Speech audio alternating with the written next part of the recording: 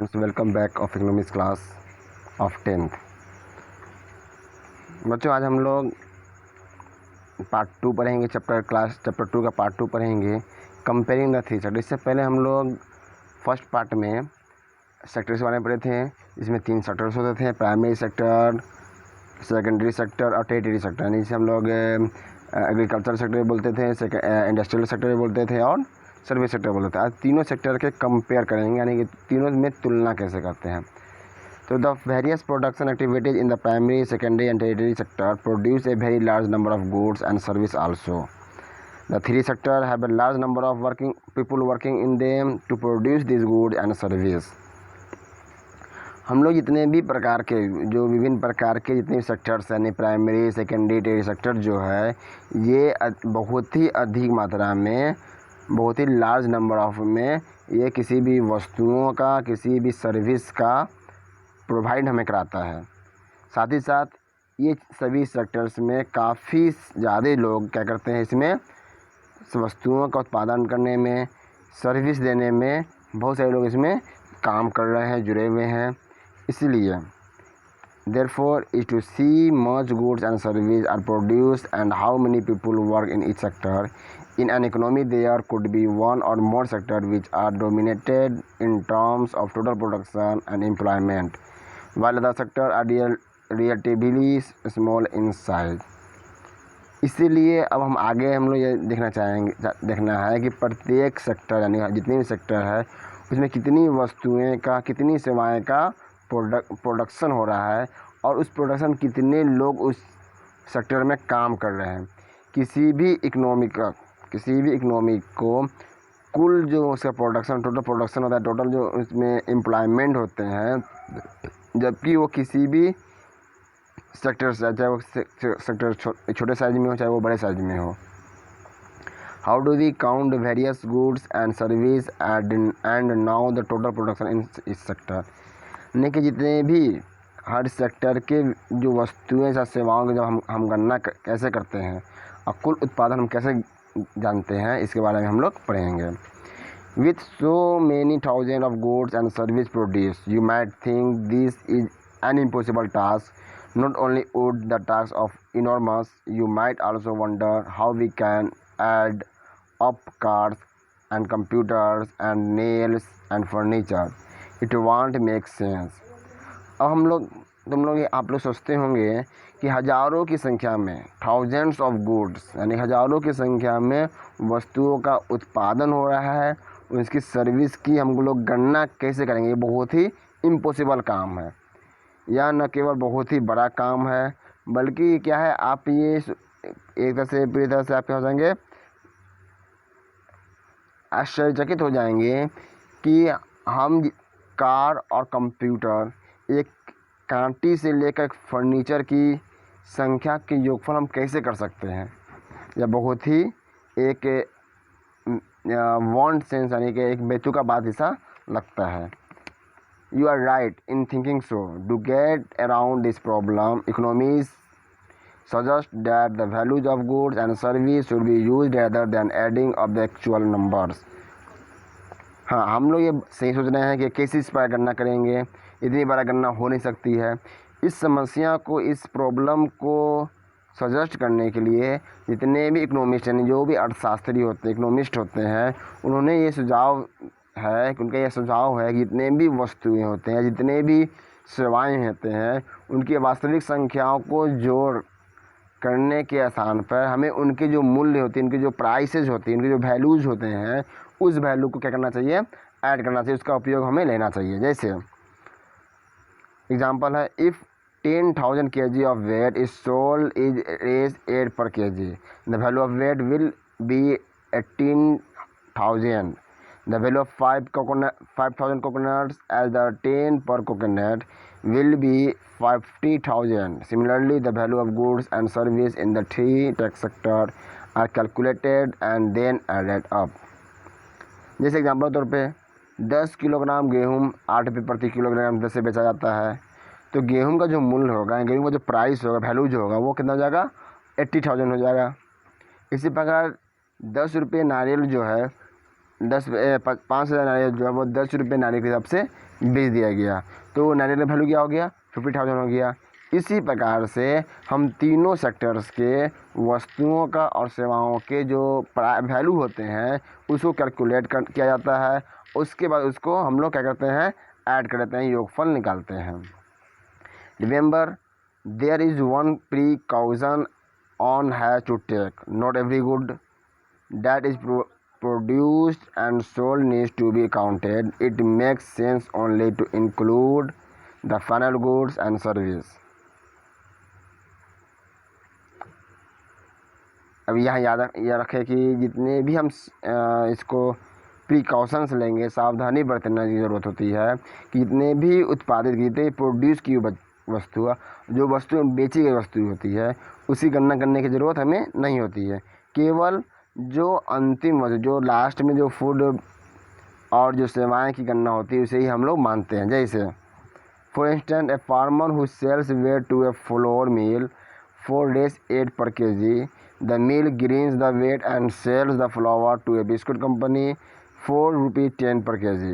The biscuit company use the flour and things such as sugar and oil to make for 4 packets of biscuit. It sells biscuit in the market in the consumer for ₹50 per packet. Biscuit are the final goods that reach our consumers. अब इसे example लेते हैं कि एक किसान जो है वो आटा मिल को, यानी जो फ्लोर मिल होता है, उसे 8 प्रति किलोग्राम से आटा गेहूँ को बेच दिया। अब मिल जो गेहूँ लेता है उसको पिसाई करता है, उसके बाद उस गेहूँ को वो 10 रुपये प्रति किलो के हिसाब से किसी बिस्कुट फैक्ट्री को दे देता है। अब बिस्कुट फैक्ट्री क्या करता है, उसमें आटा में चीनी, तेल जैसी वैसी चीज़ों को मिलाता है जिससे बिस्कुट बनकर तैयार होती है। और ये बिस्कुट बनकर 4 पैकेट में तैयार हुई और उस पैकेट को वो 60 यानी कि 15 रुपीज़ पर पैकेट हिसाब से बिस्कुट क्या करता है वो कंज्यूमर तक, यानी हमारे तक उसे सेल कर देता है।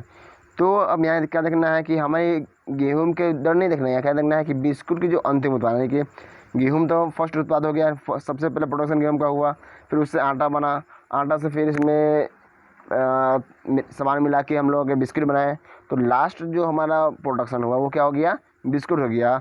अब जो हम वैसी वस्तुएं जो कंज्यूमर तक पहुंचती है उसे हम लोग लास्ट प्रोडक्शन कहते हैं।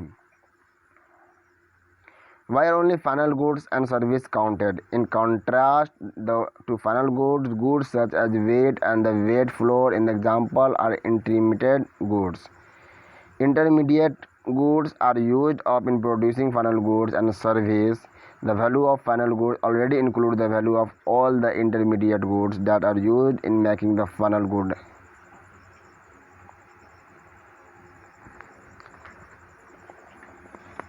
जैसे final goods already hence the value of 60 rupees biscuit final good already include the value of flour. Similarly, the value of all other intermediate goods would have been include the count the value of the flour and weight separately is therefore not correct, because then we would be counted the value of the same things a number of times, first as weight, then as flour and finally as biscuit. अब यहाँ देखेंगे कि जब किसी हम goods का final goods and service का ही गणना क्यों करते हैं, इसके लिए जो हम लोग उदाहरण पढ़े हैं अभी, उसमें सबसे लास्ट प्रोडक्शन क्या हुआ था, उसके जब विपरीत जाते हैं, इसको जब हम उल्टा जाते हैं तो देखते हैं क्या है कि गेहूँ, सबसे पहले गेहूँ हुआ, गेहूँ से आटा बना, जो बीच बीच के वर्क हुए, और इसके बाद सबसे लास्ट में क्या काम हुआ, बिस्कुट बन के तैयार हुआ। तो ये जो नया बिस्कुट बन के तैयार हुआ, इसके जो मूल्य शामिल होता है, इस मूल्य में पहले से ही गेहूं का, आटा का सभी मूल्य जुड़ा हुआ होता है। यानी जो 60 रुपया हमारे बिस्कुट का दाम आया, उस 60 रुपया में आटा का मूल्य, गेहूं का मूल्य शामिल होता है। इसी प्रकार जितने भी वस्तुएं होते हैं उसका जो वैल्यू होता है वो जितने भी लास्ट जो वस्तु होते हैं, लास्ट जो गुड्स होते हैं, उसमें हर एक वैल्यू का ऐड किया हुआ होता है। इसलिए गेहूं आटा का जो वैल्यू होगा उसे हम अलग अलग गणना ना करके, अलग अलग कैलकुलेटर ना करके, सभी को हम एक ही साथ लास्ट मूल्य से हम लोग गणना कर लेते हैं। क्योंकि वो जो बिस्कुट बना वो कहाँ से बना, आटा से बना, आटा कहाँ से, गेहूं से आया, तो सबका वैल्यू होता है इसमें जुड़ा हुआ होता है। The value of final goods and service produced in each sector during a particular year provide the total production of the sector for the year. अब किसी कोई एक पार्टिकुलर ईयर ले लेंगे, कोई एक इस साल ले लेंगे, उस साल में प्रत्येक सेक्टर द्वारा जितने भी लास्ट गुड्स का जो प्रोडक्शन होता है या सर्विस होता है उसके मूल्य को उस साल के सभी सेक्टर के उत्पादन की जानकारी प्रदान करता है. And the sum of production in the three sector gives what is called the gross domestic product of a country. It is the value of all final good and service produced within a country during a particular year. GDP shows how big the economy is. अब तीनों जो sectors थे, तीनों sector जितने भी production हुए सभी को जब हम जोड़ते हैं वही किसी देश का GDP तैयार होता है, यानी ग्रोस डोमेस्टिक प्रोडक्ट, यानी कि सकल घरेलू उत्पाद प्राप्त होता है हमें. वह किसी भी कंट्री के किसी विशेष वर्ष में कितनी प्रोडक्शन हुई, उसी वस्तुओं का कितना वैल्यू है, वो सभी वैल्यू से ही हम ये पता कर सकते हैं उस कंट्री की अर्थव्यवस्था जो है वो कैसी है. In India the mammoth task of measuring GDP is undertaken by central government ministry. This ministry, with the help of various government departments of all the Indian states and union territories, collect information relating to total volume of goods and services and their prices and then estimate the GDP. अब जैसे भारत की जब GDP नापना होगा, ये बहुत ही कठिन कार्य जो है वो केंद्र सरकार के जो मिनिस्ट्री होते हैं उनके द्वारा किया जाता है. वो क्या करते हैं, वो राज्य के मंत्रालय, राज्य सरकार के और केंद्र शासित प्रदेश जो है यानी कि जो हमारे यूनियन टेरिटरीज़ है उन सभी के जितने भी अलग अलग प्रकार के गवर्नमेंट सेक्टर हैं उस सभी सेक्टरों से हेल्प लेते हैं, सहायता लेते हैं और वस्तुओं और जितने भी प्रकार की सर्विसेज होती है उसके कुल टोटल वैल्यू को, टोटल नंबर को की इंफॉर्मेशन जो होती है उसे जमा करते हैं और तब वो क्या करते हैं GDP का अनुमान करते हैं. Historical change in sector. Generally it has been noted from the histories of many not developed countries that at initial stage of development primary sector was the most important sector of economic activity. सामान्यतः देखा जाता है कि अधिकांश जितने भी विकसित देश होते हैं, जितने भी डेवलपमेंट कंट्रीज होते हैं, उनका ये इतिहास देखा गया हुआ है, इनका जो हिस्ट्री देखा गया हुआ है कि किसी भी देश के डेवलप के शुरुआती समय में वहाँ की जो प्राइमरी सेक्टर थी वो बहुत ही ज़्यादा इकोनॉमिक एक्टिविटीज़ में महत्वपूर्ण भूमिका निभाते रहती है, महत्वपूर्ण सेक्टर्स के रूप में जाने जाते हैं.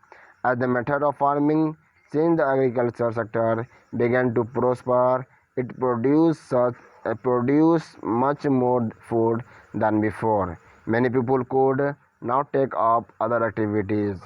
There were increasing number of craft, person and traders, buying and selling activities increased many times. Besides, there were also transporters, administrators, army, etc. However, at this stage, most of the goods produced were natural product from the primary sector and most people were also employed in this sector. अब जैसे जैसे हमारी जो agriculture sector जो होते हैं ये परिवर्तित हो जाते हैं, ये बदलते जाते हैं, जैसे जैसे हमारा जो एग्रीकल्चर होता है ये तरह से समृद्ध होता जाता है, यानी कि अच्छी कंडीशन में आने लगता है, तो वैसे वैसे क्या होता है कि हमारे पहले की तुलना में उत्पादन जो होती है यानी प्रोडक्शन जो होती है वो खेत में वो ज़्यादा होना शुरू हो जाती है. अब जब बहुत सारे लोग दूसरे कार्य करने लगते हैं, जैसे कि अब मान लिए कि एक खेती कर रहे हैं, खेती में जैसे ही अनाज ज़्यादा उपजने लगता है तो क्या होते हैं, कुछ लोग खेती में काम करते हैं, कुछ लोग किसी दूसरे कार्य में भी लगते हैं, जैसे कि अभी वो दूसरे में काम में लगते हैं तो व्यापारियों की, बिजनेसमैन की, इसके साथ साथ क्राफ्ट पर्सन की, इन सभी की क्या होती है संख्या बढ़ना शुरू हो जाती है. तो वो क्या होते हैं सेल्स परचेस सेल की गतिविधियाँ बहुत ही आगे तक बढ़ना शुरू हो जाती है। इसके अलावा भी लोग क्या करते हैं, परिवहन में, प्रशासक में, सैनिकों जैसे बहुत सारे कार्य में जुड़े हुए होते हैं। फिर भी हम देखा जाता है इस स्टेज में अधिकांश जितने भी प्रोडक्शन होते हैं वो प्राइमरी सेक्टर से होते हैं, और अधिकांश लोग जो होते हैं यानी बहुत सारे जो लोग होते हैं वो प्राइमरी सेक्टर में ही अपना रोजगार करते थे।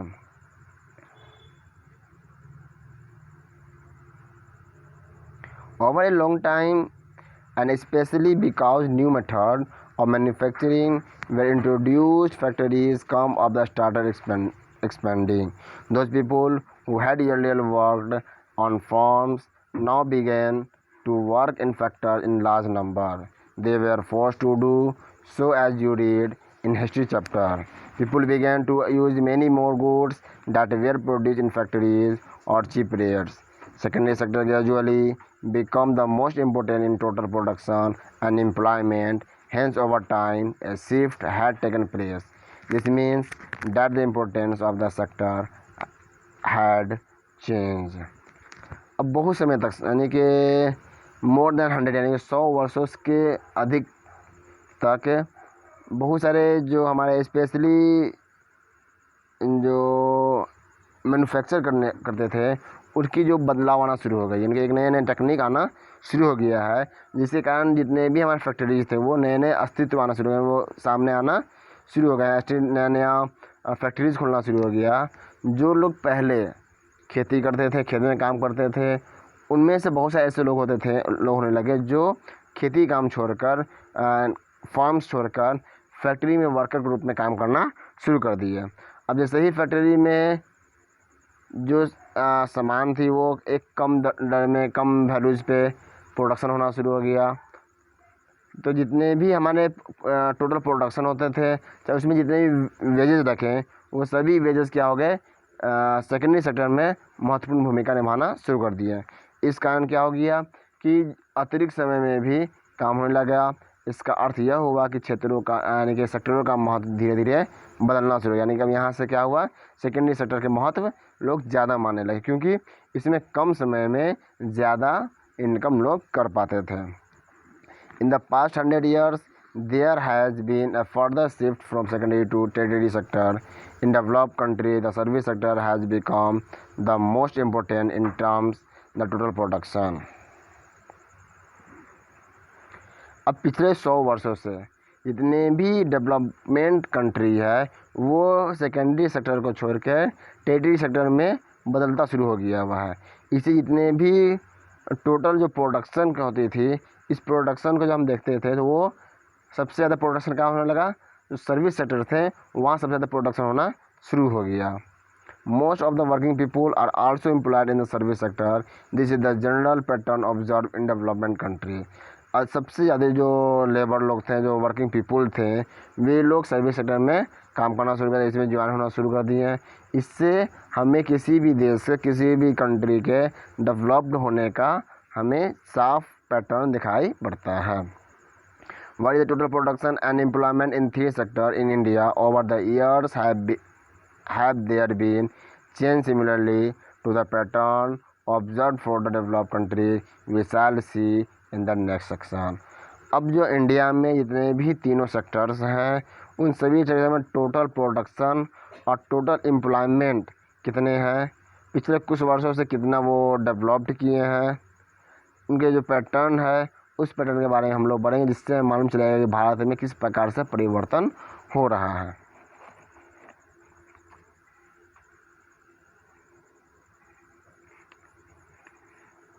हम लोग अब कल नेक्स्ट पार्ट में हम पढ़ेंगे primary, secondary and territory sector in India. बच्चा आज इतना ही। अब नेक्स्ट पार्ट हम लोग यहाँ से पढ़ना शुरू करेंगे। Thank you.